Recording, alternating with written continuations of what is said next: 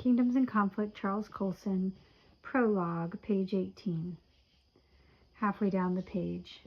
We've talked enough. You know the situation. I want strategy options out of all of you by noon. Keep the subject as mysterious as possible to your aides. We don't want any leaks. Repeat, no leaks. Turning to Parrish, he asked, Larry, one key question. Is there any hint of this in the press? Do they know about the Aarons-Syria deal at all? Not to my knowledge, said Parrish. I'll check, but I don't think there's been anything in the wind. Good, the president said tersely. In fact, just to be sure we keep it that way, steer them a little. Put out a story, Larry. Something from, informed sources. Say there will be a labor left-wing coalition, or whatever you think is best. We must buy some time here. The president sat down, took off his watch, and wound it. Anything else? He asked. There was no response. Then, at the risk of again appearing to be a religious zealot, may I suggest that before you leave to prepare your recommendations, we invoke God's blessings upon us and upon the nation? Henry, will you lead us in prayer? Slocum watched in horror as the Secretary of State stood up, turned around, and knelt before his chair. The president and Parrish followed suit. So did Levin. Davies, with an annoyed look on his face, got slowly onto his knees. Brave enough to have won a Silver Star in Vietnam, Slocum was not sure he had the courage for this. He looked over at Hartwell, who sat obstinately in his chair, his eyes on the floor, his chin on his fist. But Slocum was a soldier, and a soldier followed his commander-in-chief. Awkward though it felt, he turned his long body around and knelt. Secretary Lovelace began to pray in a deep, passionate voice. We humble ourselves before you, the one true God, who governs the affairs of this beloved nation.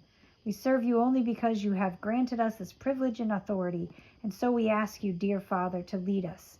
We seek your will. Whatever all this means, give us the eyes to see and the ears to hear. Have it your way, not ours, and forgive us the sin that would make us blind to your truth. 8:45 a.m., the White House. Each day at 8 a.m., the senior aides to the president gathered around a giant mahogany table in the Roosevelt Room, the windowless conference chamber just across from the Oval Office. This morning, Parrish's eyes had been drawn to the famous painting on the north wall, Teddy Roosevelt charging up San Juan Hill. The chief of staff had sighed inwardly, wondering exactly what they were charging into with this Israel situation. Now, over an hour later, Parrish sat, hardly listening, as several self-important aides held forth on a variety of matters, the latest nomination to the Supreme Court, the plan to abolish the Department of Education, and the drive in the Senate for welfare reform. At the moment, James Shepard, head of the Budget Office, was off on his usual tirade about agencies refusing to cooperate with the 10% across-the-board budget cut. A master at disguising his true feelings behind an impassive mask, Parrish stared soberly at Shepard as his mind churned. One mishandled crisis, especially in Israel, could destroy a popular president's ratings overnight. And as volatile as the Middle East was, one incident there could escalate into a major situation. As concerned as he was about that, however, he was more concerned about another matter. He was beginning to worry about the president. Parrish had joined Hopkins' team late in the campaign after backing another candidate. Nevertheless, until this morning, he felt he knew the president better than his own brother. He still remembered that first interview during the campaign when Hopkins had been feeling out possible talent for his team. Within 30 minutes, the two men had been talking with the freedom of old acquaintances. Once in the White House, they enjoyed complete rapport on political matters. Perhaps Parrish was prepared to admit that had been easy because so many events had broken in their favor. Oil prices had dropped, curbing the runaway inflation of the early 90s. A cure for AIDS had been announced without warning and had given the nation a huge psychological lift. Still, it seemed that the two men understood each other's intentions intuitively, through a peculiar type of political telepathy. Parrish at first thought he might be uncomfortable with Hopkins' upfront religiosity, but he wasn't. Hopkins was so decent and open. He was a good man. You don't meet many people like that, Parrish often thought, especially not in Washington. Yet there was nothing holier than thou about the president. A less sincere man would never have gotten away with such White House piety. Even the daily prayer and Bible readings at staff meetings had been accepted respectfully. Parrish himself had opened this morning's session with a reading from Psalm 90. The practice had grown out of the president's acceptance speech at the Dallas Convention when he had pledged to 100 million Americans watching on TV that he would begin every day on his knees and require the same of his key advisors. It was a popular promise. People had been fed up with the waves of change sweeping the nation in the early 90s. Not only was prayer outlawed in schools, but in all the public places, before football games and commencements and in all public buildings. Even the Senate chaplaincy had been abandoned. A series of ACLU-sponsored cases had reshaped American geography. Bethlehem, Pennsylvania, was forced to change its name, as was Corpus Christi, Texas. St. Louis was narrowly spared by a 5-4 decision that held the word saint no longer held a specifically sacred connotation. America's population was declining due to soaring abortions. Drug dealers' armed gangs controlled many public schools. Hopkins had stood rock solid against all that, and on that basis he had been elected. But now, for the first time, Parrish was not so sure about the president's motives. He didn't understand the currents moving in Hopkins' mind on the Israeli situation. He had left the president just an hour before, staring into the big brown Bible open before him. Parrish told himself that it was perfectly reasonable for a president to draw strength from the Bible at such time. What bothered him was that Hopkins didn't seem to be reading his Bible for strength. He seemed to be looking for directions. 10 a.m., the Pentagon. Once General Brent Slocum was back at the Pentagon, the praying and Bible reading seemed so distant and strange that he almost wondered whether he had imagined the scene at the White House. Relieved to be in familiar territory among a group of uniformed brass, he watched the Secretary of Defense pace back and forth behind his desk like the pendulum of a tightly wound clock, swinging in double time. Shirt sleeves rolled up, tie loosened, collar open, Hartwell punctuated his lecture with readings from intelligence reports clutched in his left hand. His right hand held a cigarette, which he rubbed out whenever it burned down to a stub, only to light another. Ashes floated like dirty snow onto the navy blue carpet, the desk, and Hartwell's beautifully tailored pants. He talked as quickly as he walked, practice he had developed during his 20 years as a congressman. This former representative from Wisconsin was the unlikeliest member of the cabinet, as profane as the president was pious. A party loyalist since the early 60s, he had stuck staunchly with the party regulars when they fought off the Christian New Right's attempt to take over the precinct caucuses in 1988. But the fight led to the Christian walkout from the 92 convention and their running their own candidate in the general election.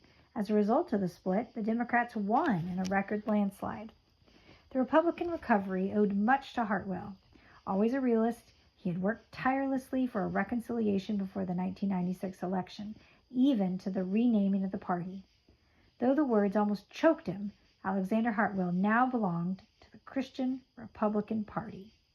These were not traits to endear Hartwell to a man like Slocum, who distrusted politicians, but the Secretary of Defense had other more attractive qualities. He was a formidable debater, quick with the facts, or, if necessary, his mesmeric personality. He knew how the government worked, and he had it down cold, and could store more facts about the budget in his head than an IBM computer.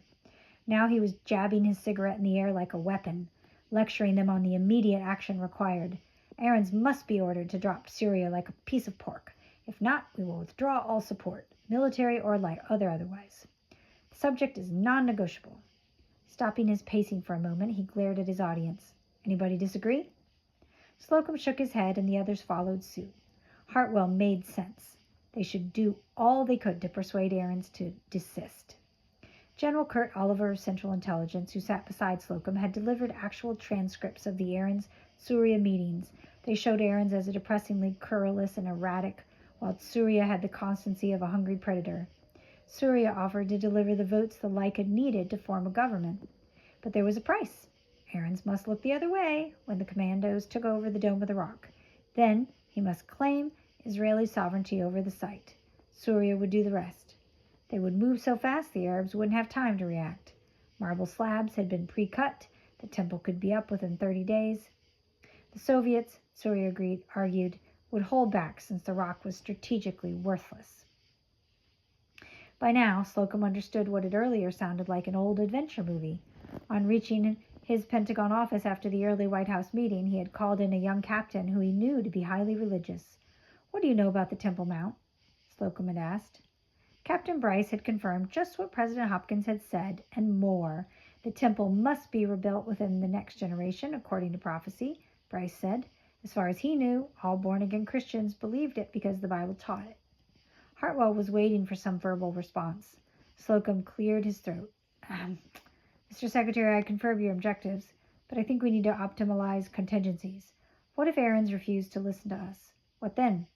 This thing could slip out of gear in a hurry. Refuse to listen? Hartwell snapped. Come off it, General. Absolutely not. We own him. 3 of his Knesset members work for us. Oliver Hare signs their paychecks. Hartwell gestured toward the deputy director of the CIA.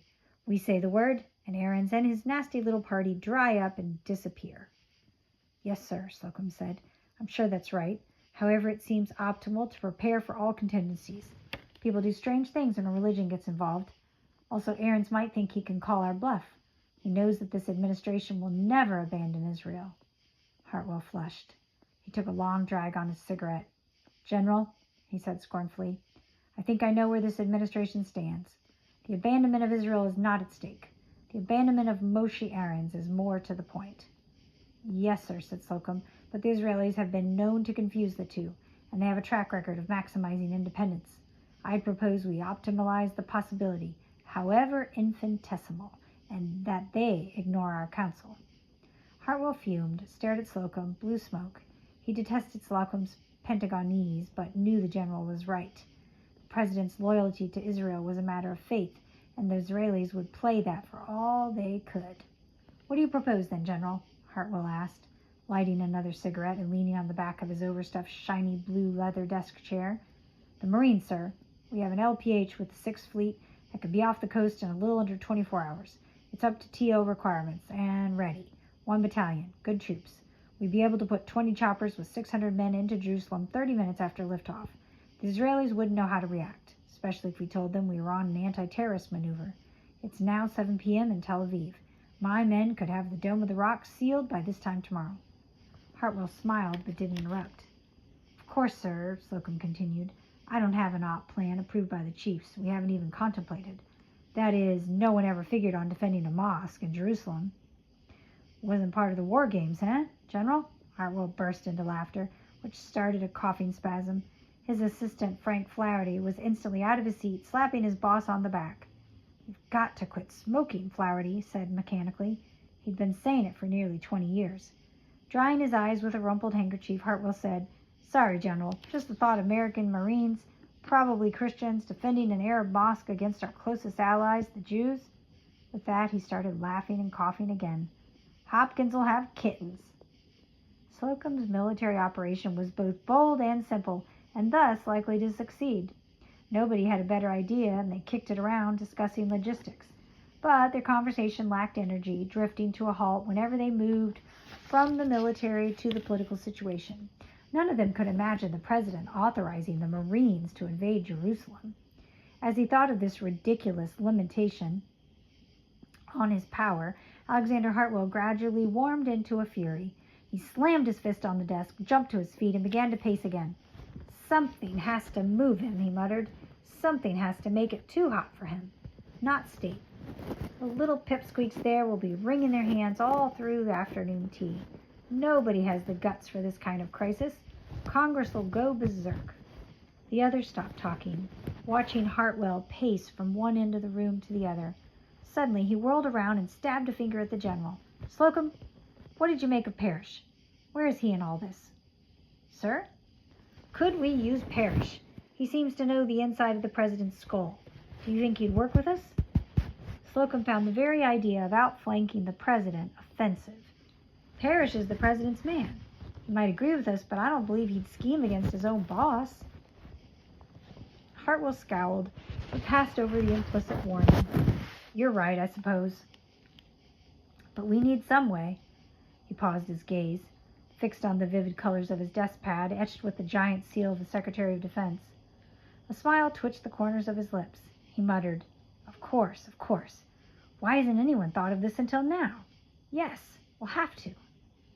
He looked up at his assistant. Frank, that's it. After 20 years, Flaherty knew enough to say, Yes, sir. Get the story to the press. Leak it fast. and make sure they go after it full speed ahead. But be careful." He grinned widely.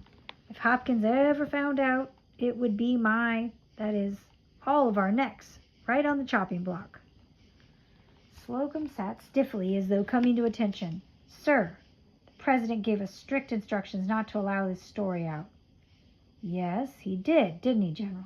That's why I want to keep it in this room. If it gets out who's responsible, you'll go down with me. Clear enough?"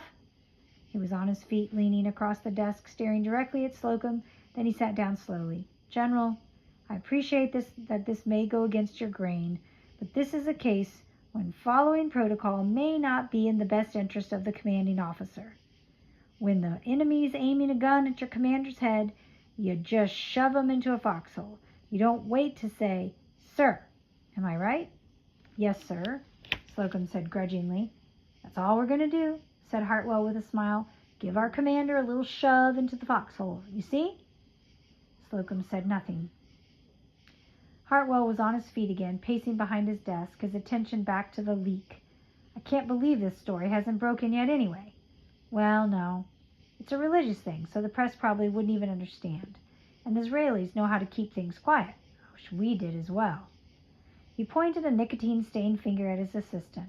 "Okay, Frank, move on it. Call Stewart or Marvin." "No, they're too well plugged in. Call Nolan. He'll buy it in a minute. And let it all out. Aarons is dealing with the devil. Would constitute the worst offense against Arab rights in 30 years of occupation. Fanatical religious elements are gaining control of Israeli foreign policy. Just make sure we're well under cover. Informed sources. You know. Once we point the press in the right direction, they'll scare themselves half to death without our help. But it needs to move fast." "Yes, sir." Flaherty never looked up from his notes. "But the Arabs will be tipped off too," General Oliver added, "and that may force Aaron's hand. Syria may strike before the Marines are in position." No, think it through, gentlemen. The Israelis can't move except by surprise. This'll create confusion for them, and it'll force Hopkins to intervene. Otherwise, he'd appear weak." Hartwell licked his lips. He was obviously pleased with himself. "General," he wheeled around and jabbed his finger at Slocum, "order the Marines to head due east. Full steam ahead. Put the 6th Fleet on standby alert and have your battle plan ready to issue as soon as possible. That means in the next hour." Hartwell took one long, satisfied look at the military men arrayed before him and chuckled. "From the halls of Montezuma to the Dome of the Rock, eh? All right, get to it." Slocum felt a sudden sense of exhilaration as he marched out of the secretary's spacious office. He couldn't quite remember feeling the same way in years, not since Vietnam, when he had led his troops through a particularly bloody firefight. His 2 waiting aides with 3 men walked briskly to the escalators. His 2 waiting aides with braided epaulets draped from their shoulders joined him, and the 3 men walked briskly to the escalators that would take them down to the war room in the Pentagon basement. Devising strategy in international affairs was heady business. Someday this would all be in the history books, no doubt. Slocum tightened his lips, thrust his shoulders back, and began walking faster. Late afternoon, the White House press room. At 2:30 in the afternoon, Hartwell's leak exploded in the middle of an otherwise routine Washington day. First, Nolan was on the cable news with the bizarre story. Then the wire services ran their versions, crediting informed sources that U.S. policymakers were working day and night to head off a militant Tahrir Party takeover of the Israeli government. Intelligence experts considered war in the Middle East a real possibility. A separate story, pulled up on short notice out of the files, told the history and objectives of the Tahrir Party, including their financial links to American groups who shared their belief that these were the last days and that the Arab-Israeli standoff would be broken only by violent confrontation. The Tahrir rallying cry was, "They must go," referring to the Arabs. Reporters began to congregate in the White House press room, first reading the story on computer monitors in the little cubicles lining the back of the room, then rushing to phone their editors. By 3 p.m., the Associated Press cited unconfirmed reports that the U.S. 6th Fleet had been ordered to the eastern Mediterranean. The Pentagon press office issued a flat denial, but only a half hour later there were reports from naval headquarters in Naples, Italy, that all leaves had been canceled. That triggered a flood of dispatches from Middle East correspondents eager to catch up. These included wild and vitriolic quotations from various leaders of the Tahrir, of the Waqf, the Jordanian-backed Muslim group that controlled the Temple Mount, and others. At 4:15, ABC broke into daytime programming with a brief report. The other networks were on the air by 4:25. The Christian Broadcasting Company interrupted its regular programming for what they called their Last Things report. This included continuous live satellite coverage of the Dome of the Rock, using the site as the backdrop for news set. The host, an Australian named Sidney Halford, interviewed several Bible scholars, evangelists, and a retired Navy admiral. The White House and Pentagon telephone numbers flashed across the screen at 5-minute intervals, and Halford urged everyone who wanted to hasten the return of Christ to call and express unqualified support for Israel. By 5 p.m., the White House switchboard was overloaded, and the signal agency was called in to help. As the network evening news deadline drew near, Press Secretary Dolores Lawrence pleaded with Larry Parrish for some kind of release. The White House room was like a den of underfed animals, she said. Parrish told her tersely to stick with no comment. Finally, after she had interrupted him 3 times, Parrish checked with the president and then set Davies down with a written statement reaffirming the government's faith in Israel's democratic processes, stating that no unusual military maneuvers were being called for or contemplated. 5 p.m., the Oval Office. It was clear to Larry Parrish that Hopkins was angry and flustered. An ordinary observer would not have recognized this. Hopkins had his reading glasses on and was perusing the reports as though he were reading birthday cards. But his chief of staff had learned the signs. When the president was angry, he would take off his watch, chafe the inside of his wrist, and then put the watch back on, sometimes 4 or 5 times in a row. Today his watch was on and off incessantly. "Larry," the president said in a voice that should have been accompanied by lightning bolts, "I want to know who did it. You find out. I don't care what means you have to take. Well, you know what I mean. I don't want Nixon's plumbers or Reagan's polygraphs. Nothing dirty, understand? But spare no effort. This kind of thing can destroy us. It has us up against the wall right now." "Yes, sir," Parrish said. The president took off his glasses, tossed them onto the desk, and rubbed his hands through his hair. "I don't know, Larry. What do we do next? Wait and see what Aaron says to Ambassador Walker? This is the first time I've really felt like what I've read so often of other presidents, to have the responsibility for the world and yet so little power to do anything. I don't think I've ever prayed like I have today." "You have the option papers from Hartwell and Davies, sir," Parrish said crisply. "They both want to see you quite urgently. They're rather insistent. Also, Dolores is begging you to make a statement." The president was silent for a moment, then said softly, "Larry, I read those option papers. Frankly, I just couldn't believe it. I ran on a platform of military strength, it's true, but not against our allies. Certainly not against Israel. I don't know what's gotten into those 2 men. I can't see any point in talking to them right now. It just disturbed me." The president flipped through a few of the open reports on his desk, indicating that the subject was closed for the moment. "Did you see this report on phone traffic between Jerusalem and the U.S.? It says a lot of money, millions, is being offered to Syria, from Arizona, Texas, California, Florida, Alaska mainly, some from people we know, the Temple Foundation, the International Christian Embassy, the Thromos, the Murchisons. But what I found interesting is that a lot of big money is coming from the oil men, especially in Alaska." "Davies has a theory on that, Mr. President," Parrish said. "He thinks some of the big oil companies would like nothing better than an Arab-Israeli war to send oil prices soaring again. The oil crowd could be stirring this thing up." Hopkins peered over his reading glasses. Yes, I suppose. We'll watch that. You call Hyde Levin and tell him to alert the FBI. Christians and Zionists. Pure motives. But those oil boys, well, that's another story." Then Hopkins gestured with his left hand as if he were brushing away an annoying insect, and reached across the desk for his Bible. Parrish had never seen Hopkins so preoccupied.